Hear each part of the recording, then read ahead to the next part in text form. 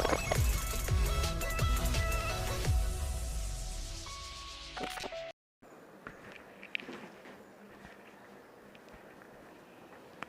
everyone, welcome to Wings of Physics. Myself, Deepali Kulkarni, Deshmukh from PVP Junior College, Pravara Pattern, Loni. We will continue our chapter Electrostatics, and today's article is the 8.4b, that is electric potential due to an electric dipole. First we will see what is the electric dipole.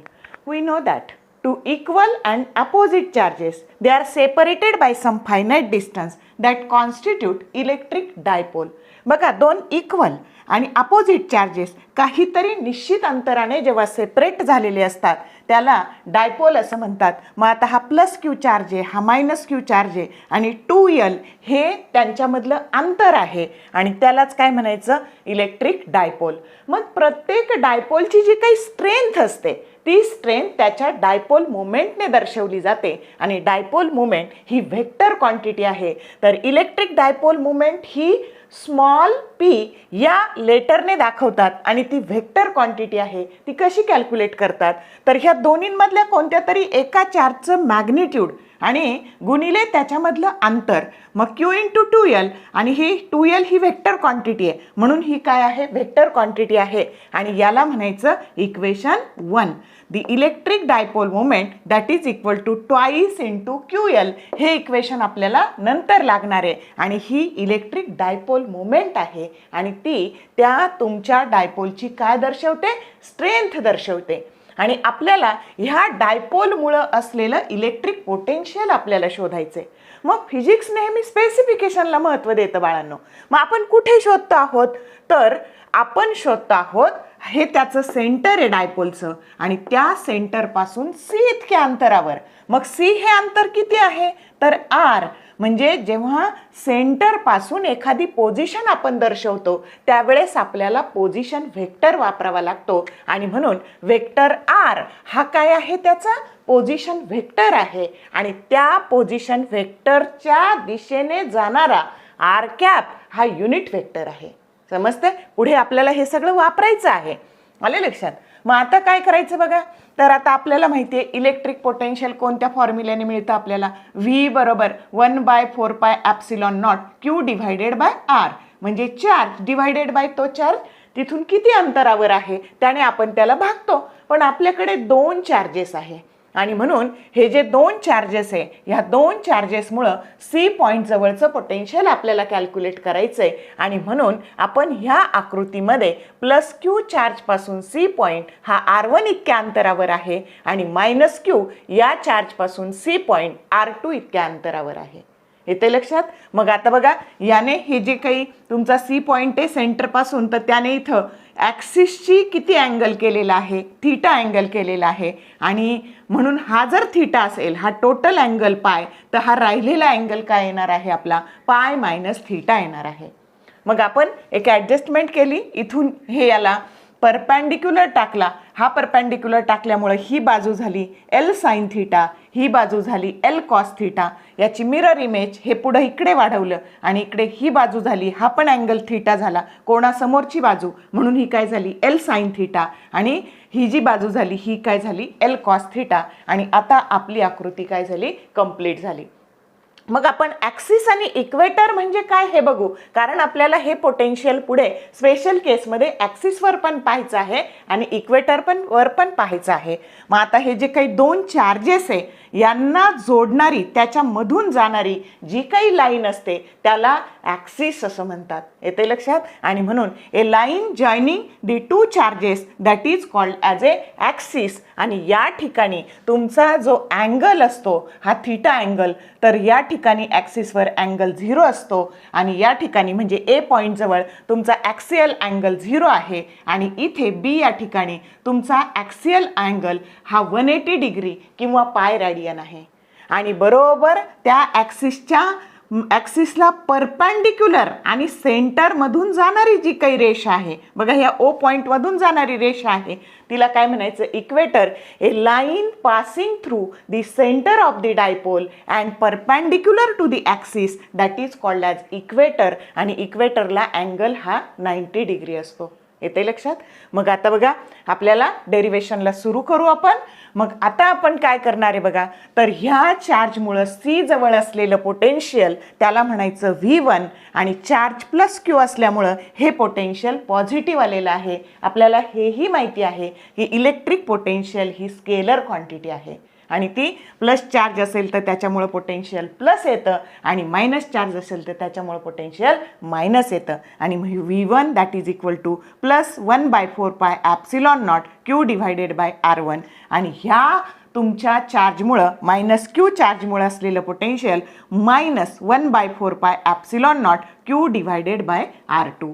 कारण हे अंतर R2 आहे आणि हे अंतर R1 आहे. हे दोन इक्वेशन आपल्याला मिळाले. मग according to the principle of superposition काय होईल बघा, प्रिन्सिपल ऑफ सुपरपोजिशनमुळे ह्या दोन्हींची काय होईल, तर VC या पॉईंटजवळ पोटेन्शियल याच्यामुळे असलेलं आणि ह्या चार्जमुळे असलेलं पोटेन्शियल त्याची बेरीज होईल V1 plus V2. By according to the principle of superposition the potential at point C VC that is equal to summation of this two potential. आणि याच्यामध्ये Q/4 pi epsilon naught common निघालं आणि inside the bracket we can write 1/R1 minus 1/R2. This is our equation number 2. आणि आता ह्या 1/R1 minus 1/R2 ची किंमत शोधायला आपल्याला खूप सारी प्रोसिजर करायची आहे. मग ती डेरिवेशन थोडंसं लेंदी आहे, पण आपण ती टप्प्याटप्प्याने केली तर आपल्याला ते समजू शकेल. ही दोन प्रकारे करता येते, पण इथे मी तुम्हाला तुम्हाला कोसाइन रूल वापरून तुम्हाला मी हे करून दाखवणार आहे. ओके, मग आता कोसाइन रूल काय सांगतो बघा, हा ट्रायंगल आहे आणि ही बाजू A आहे, ही बाजू B आहे, ही बाजू C आहे आणि Aच्या समोरचा जो काही अँगल आहे तो थीटा आहे. मग आता ह्या बाजूचा वर्ग A² बरोबर राहिलेल्या दोन बाजूचा वर्ग करायचा आणि त्याची बेरीज करायची. मग -2 घ्यायचं आणि ह्या दोन्हींचा गुणाकार घ्यायचा आणि Aच्या समोरचा जो अँगल आहे त्याचा कोणता अँगल घ्यायचा, कोसाइन अँगल घ्यायचा. हा कोसाइन रूल आहे. आणि आपल्याकडे सिच्युएशन काय बघा, पहिल्या केसमध्ये हे R1 आहे, हे R आहे B ऐवजी आणि C ऐवजी L आहे आणि अँगल थीटा आहे. म्हणून आपलं इक्वेशन तयार झालं बघा. ह्या इक्वेशन ऐवजी आपलं इक्वेशन तयार झालं R1² that is equal to R² plus L² minus 2RL cos of theta. आता ह्या बाजूला पण परत बघा, पण अँगल आहे पाय मायनस थीटा कॉस थीटा ऐवजी. मग रिलेशन असतं cos pi minus theta that is equal to minus cos of theta. आणि म्हणून हे मायनस कॉस ऑफ थीटा टाकलं की हे मायनस मायनस काय झालं, प्लस झालं. आणि म्हणून इथे बाजू आहे R2² that is equal to R² plus L² परत ही आणि plus 2RL cos of theta. कळतंय का इथे प्लस का आलं ते? वरच्या याच्यात मायनस आलं, पण खाली हे मायनस कॉस थीटा झाल्यामुळं मायनस मायनस हे प्लस झालं. पुढच्या स्टेपला काय करायचं बघा, ह्यामध्ये R² काय काढायचं, कॉमन काढायचा. आता R² कॉमन काढला की आत काय राहिलं, 1 plus L² by R² minus, आता इथे एकच R आहे म्हणून एक R कॅन्सल झाला आणि खाली डिवायडेड बाय फक्त R आलं. Similar manner, R2² that is equal to R² 1 plus L² by R² plus 2L cos of theta by R. आता बघा शॉर्ट, इथे हा शॉर्ट डायपोल आहे आणि डायपोल हा मॉलिक्यूलच्या आतमध्ये असतो. म्हणजे हे जे काही अंतर असतं, हे L हे डिस्टन्स असतं, हे खूप छोटं असतं. म्हणजे ॲक्च्युअल केस काय असते बघा, हे अंतर खूप छोटं आणि असा खूप छोटासा असा या पद्धतीने हे खूप छोटंसं अंतर असतं आणि या पद्धतीने हा अँगल तयार झालेला असतो. येते लक्षात? म्हणजे हे L खूप छोटं आणि R खूप मोठं असतं आणि म्हणून हे 2L जे काही अंतर आहे, दिस 2L distance that is very very small. Double असेल तर असा लेस दॅनचा एरो दोनदा असेल तर काय वाचायचं, very very small than the R. आणि म्हणून तुमचं R किंवा उलट भाषेत म्हणायचं झालं तर हे R हे डिस्टन्स खूप मोठं आहे. R is very very greater than L. ह्या L अंतराकरता आपल्याला आकृतीत दिसावं स्पष्ट म्हणून आपण जरी मोठं काढलेलं असलं तरी ते अंतर खूप छोटं आहे. आणि म्हणून L² by R² that can be neglected. आणि म्हणून ह्या दोन्ही इक्वेशनमधली ही टर्म आपण काय केली, निग्लेक्ट केली. समजतंय का? पहिल्या केसमध्ये R² कॉमन काढलं आणि दुसऱ्या केसमध्ये आपण L² by R² he term काय केली, निग्लेक्ट केली. का केली हे त्याचं कारण आहे. मग आता काय करायचं बघा, तर आता हे आपल्याला R1 स्क्वेअर नको आहे, आपल्याला काय पाहिजे 1/R1 - 1/R2. म्हणून ह्या दोन्ही बाजूचं आपण स्क्वेअर रूट घेतलं. ही स्क्वेअर टर्म आहे, ही स्क्वेअर टर्म आहे, पण ही नाही आहे म्हणून तिला स्क्वेअर रूटमध्ये घालावं लागेल. आणि स्क्वेअर रूटमधली टर्म म्हणजेच आपण रेस्ट टू 1/2 लिहितो. आणि म्हणून याचं स्क्वेअर रूट आलं बघा R1, याचं आलं R, आणि याच्या डोक्यावर आपण लिहिली पॉवर 1/2. सिमिलर मॅनर R2 साठी सुद्धा आपण तीच पॉवर लिहिली 1/2. आणि ही झाली R1 आणि R2 ची किंमत. पण आपल्याला काय काढायचं आहे 1/R1 आणि 1/R2. मग आता 1/R1 केलं, 1/R केलं आणि याला 1 केलं तर आपल्याला येईल 1 डिवायडेड बाय ही टर्म येईल. पण ती आपण खाली डिनॉमिनेटर ऐवजी न्यूमरेटरला जर ठेवली तर याची पॉवर आपल्याला मात्र काय करावी लागणार आहे. असं 1 जर क्वांटिटी असेल तर तिला जर वर लिहायचं असेल तर इथं 1/2 आहे आणि ती वर लिहायची तर आपल्याला न्यूमरेटरला लिहायची तर तिची पॉवर -1/2 करावी लागते. आणि म्हणून आपण इथं काय केलेलं आहे -1/2 लिहिलेलं आहे. फक्त या +1/2च्या जागी. कळतंय का लिहिलं ते. मग आता तसंच R2 ला पण करायचं. 1/R2 1/R आणि याची पॉवर काय लिहायची -1/2 लिहायची. समजतंय. आता बघा आपल्याला बायनॉमियल थेरम किंवा बायनॉमियल एक्सपान्शन वापरायचं आहे. हे 1 + x⁻n that is equal to 1 + n × x या पॉवरने ह्या दुसऱ्या पदाला काय करायचं असतं गुणायचं असतं. म्हणजे या केसमध्ये -1/2 ने ह्या -2 ला मल्टिप्लाय करायचं आणि या केसमध्ये -2 ने ह्या +1/2 ला ह्या टर्मला +1/2 ने काय करायचं -1/2 ने ह्या टर्मला काय करायचं मल्टिप्लाय करायचं. समजतंय. मग आपण असं ही टर्म ही किंमत टाकून दिली. ह्या R1 आणि R2 ची किंमत आपण ह्या इक्वेशन 2 मध्ये टाकून दिली. मग आता हे इक्वेशन 2 मध्ये आपण टाकल्यावर ही आपली टर्म अशी झाली. मग यात बघा बाळांनो 1/R हे आपण कॉमन काढू शकतो आणि म्हणून आपण 1/R ह्या टर्मला कॉमन काढलं आणि आतमध्ये बायनॉमियल थेरम लावला. मग आता बायनॉमियल थेरम लावल्यावर काय झालं हे 1 आणि याला -- झालं आणि हे 2 याला जर आपण -1 आपण मल्टिप्लाय केलं 2 काय झाले कॅन्सल झाले आणि शिल्लक काय राहिलं L cos θ/R. आता इथं हा -1 झाला आणि ह्या मायनसने याला मल्टिप्लाय केलं की हे मायनस होतं पण हे मायनस आणि हे मायनस आतमध्ये काय झालं प्लस झालं L cos θ/R. आणि याला जर सिम्प्लिफाय केलं तर हे +1 -1 हे कॅन्सल झालं आणि L cos θ/R आणि L cos θ/R यांची बेरीज होऊन शिल्लक काय राहिलं 2L cos θ/R.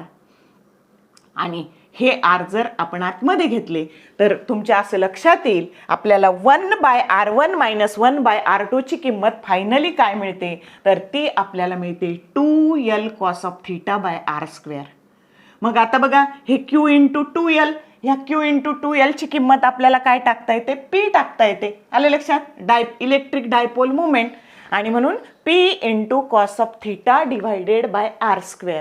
मग आपण ही किंमत टाकली आणि आपला C पॉइंट जवळ पोटेन्शियल ह्या डायपोलमुळे असलेलं जे काही पोटेन्शियल आहे त्याचा फॉर्म्युला आपल्याला मिळाला VC = 1/4πε0 P cos θ/R². म्हणजे तो कशावर पोटेन्शियल अवलंबून असतं तर तुमची त्याची डायपोल मुवमेंट त्या इलेक्ट्रिक डायपोलची डायपोल मुवमेंट ॲक्सिसशी तयार केलेला हा अँगल आणि हे अंतर तो किती अंतरावर आहे त्या अंतराचा वर्ग. मग आता याला वेगवेगळ्या फॉर्ममध्ये एक्सप्रेस करायचं बाळांनो तर सोपं काय करायचं याला R ने गुणायचं आणि R ने भागायचं. असं का करायचं R ने गुणायचं आणि R ने भागायचं तर आपल्याला हे माहिती आहे इथं R आला की PR cos θ तयार झाला आणि त्याची किंमत आपल्याला टाकता आली वेक्टर P.R याची किंमत. आलं लक्षात याची किंमत. आणि खाली मात्र R × R² झालं की टर्म काय झाली आपली R³ झाली. समजतंय. म्हणून याचाच हा फॉर्म आहे. कसा आला समजला का. आता बघा आपल्याला असं माहिती आहे की हा जो पोझिशन वेक्टर आहे याच्या दिशेने जाणारा युनिट वेक्टर आहे R⁻. आणि तो पोझिशन वेक्टर कसा मिळतो तर तो वेक्टर डिवायडेड बाय त्याचं मॅग्निट्यूड. म्हणजे आता या ठिकाणी आपण हे वेक्टर R/R याची किंमत जर R⁻ टाकली तर खाली मात्र आपल्याला काय लिहावं लागेल R² लिहावं लागेल. येते लक्षात. जेव्हा आपण इथं डॉट टाकू त्यावेळेस खाली काय लिहायचं आर क्यूब आणि हा वेक्टर आर कॅप टाकू तेव्हा आपल्याला खाली काय लिहावं लागतं आर स्क्वेअर. का लिहिलं फरक लक्षात घ्या. हे सगळं 11वीचा दुसरा मॅथमॅटिकल चॅप्टर आहे, त्याच्यामध्ये ही आपण युनिट वेक्टर टर्म शिकलेलो आहोत. समजतंय का. आणि म्हणून हा त्याचा एक फॉर्म झाला, हा अजून एक फॉर्म झाला. आता आपल्याला 2 स्पेशल केसेस शिकायचे आहेत. काय आहेत स्पेशल केसेस. मग आता आपल्याला पाहायचं या ठिकाणी पोटेन्शियल किती ॲक्सिसवर, की ज्या ठिकाणी अँगल किती आहे 0, कॉस 0 ची किंमत असते +1 आणि म्हणून पोटेन्शियल आलं v axis plus 1/4 epsilon not p divided by r square. समजतंय. आता या ठिकाणी की जिथं अँगल किती आहे बी पॉईंटला पोटेन्शियल तिथं कॉस अँगल आहे 180 डिग्री आणि कॉस 180 असतो -1 आणि म्हणून इथं पोटेन्शियल झालं -1/4 epsilon not p divided by r square. म्हणजे ॲक्सिसवर ए या ठिकाणी पोटेन्शियल पॉझिटिव्ह येतं आणि बी या ठिकाणी पोटेन्शियल काय येतं निगेटिव्ह येतं. समजलं. किंवा जिथे अँगल 0 डिग्री आहे तिथे पोटेन्शियल पॉझिटिव्ह येतं आणि जिथे पोटेन्शियल अँगल 180 डिग्री आहे तिथं पोटेन्शियल -1 येतं किंवा निगेटिव्ह येतं. समजतंय. आता आपल्याला शोधायचं इक्वेटरवर. इक्वेटरवर अँगल किती असतो 90 डिग्री आणि कॉस 90 डिग्री हे 0 असतं. म्हणजे इक्वेटरवर पोटेन्शियल नेहमी काय असतं 0 असतं. अशा या 2 स्पेशल केसेस आपल्याला ह्या इलेक्ट्रिक डायपोल मुवमेंटच्या डायपोलच्या बाबतीत बघता येतात. ओके.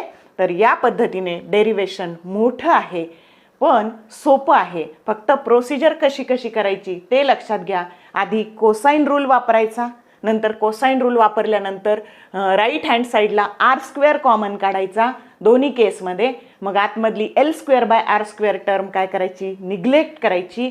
मग काय घ्यायचं स्क्वेअर रूट घ्यायचं आणि मग त्याचा इन्व्हर्स करायचा 1/R1 आणि 1/R2 करायचा. समजलं का. एवढ्या 4 स्टेप्स इथं लक्षात ठेवल्या.